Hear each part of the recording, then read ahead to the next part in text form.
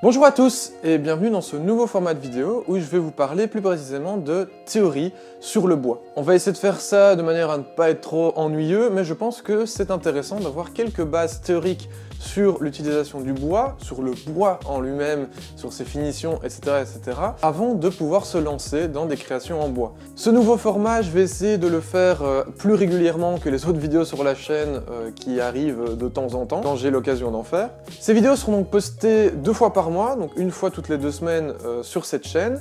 N'oubliez donc pas de vous abonner pour ne pas rater les vidéos suivantes. Trêve de bavardage, on va tout de suite se lancer dans le sujet. Alors, aujourd'hui, on va parler du bois.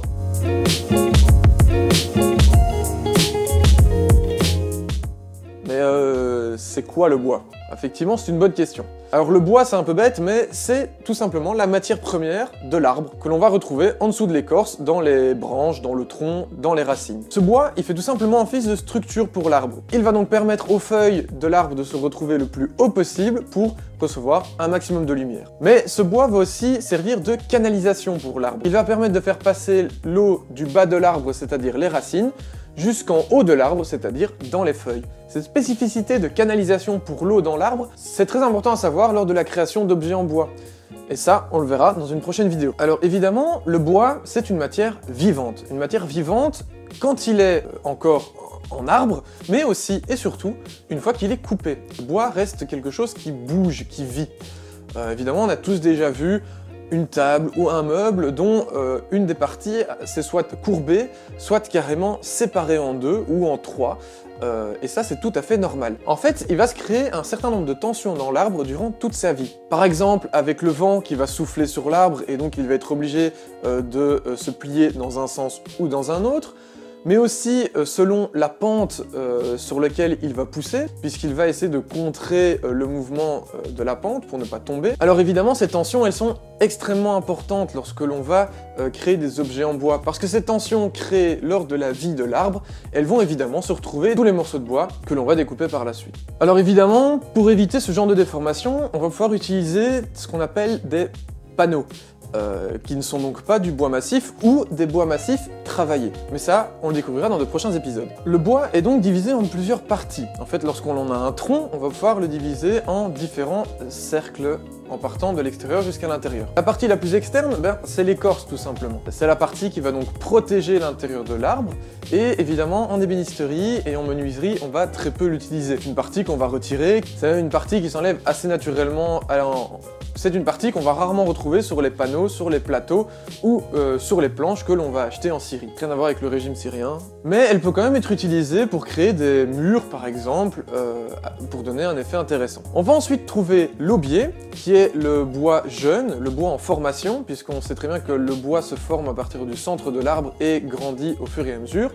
On va donc trouver ce bois jeune qui en général est plus clair, ou en tout cas une couleur différente. Maintenant, sur certains arbres évidemment, il est de la même couleur que le reste du bois et difficile donc à observer. Cette partie d'aubier, en règle générale, en ébénisterie et en menuiserie, on va la retirer.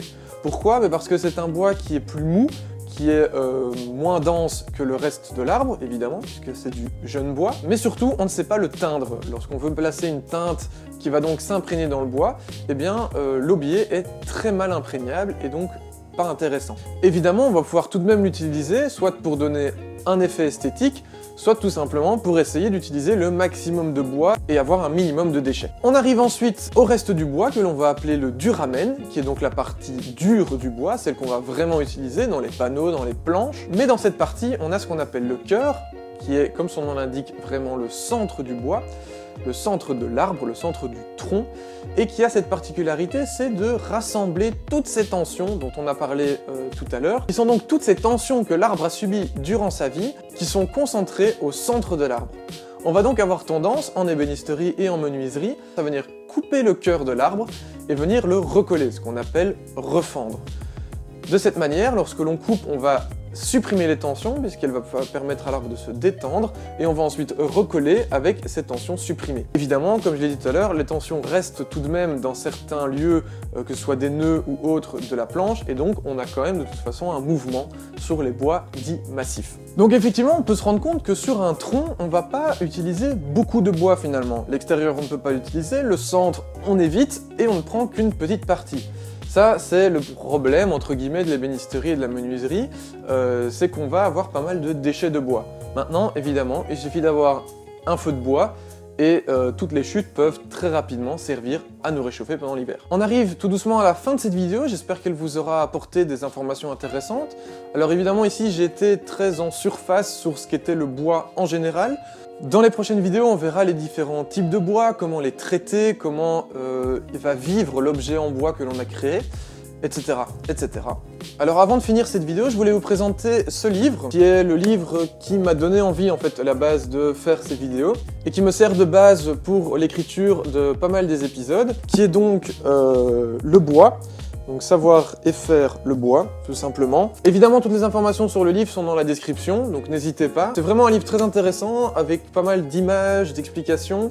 Ça passe en revue à la fois la théorie sur le bois en lui-même, ça passe aussi sur l'histoire du bois, sur la manière de l'utiliser, sur les différents types de création, etc. C'est vraiment la Bible du bois, vraiment à avoir si vous aimez bien le bois et que vous aimez un petit peu la lecture. Alors voilà, on arrive à la fin de cette vidéo, j'espère qu'elle vous aura plu, j'espère que vous aurez appris un maximum de choses, que ça ne vous aura pas trop ennuyé. N'hésitez donc pas à mettre un pouce bleu sur cette vidéo ou un pouce rouge, c'est comme vous le sentez, comme ça moi je vois un petit peu ce qui vous plaît ou ce qui ne vous plaît pas. N'hésitez pas à laisser votre avis en commentaire ou des questions auxquelles je pourrais peut-être répondre dans les prochaines vidéos. Sachant que, comme j'ai déjà tourné une salve de vidéos d'avance, je ne pourrai y répondre que dans un certain nombre de vidéos. Si vous voulez pas rater le contenu, n'hésitez pas à vous abonner en cliquant là, puis sinon ici, normalement, il devrait y avoir une autre vidéo, l'épisode suivant, qui devrait être là. Là, vous avez l'épisode suivant, là. Là. Oui, je regarde dans le retour, histoire de savoir un peu ce que je fais, mais là, l'épisode suivant, il est là. Merci beaucoup, et à la prochaine.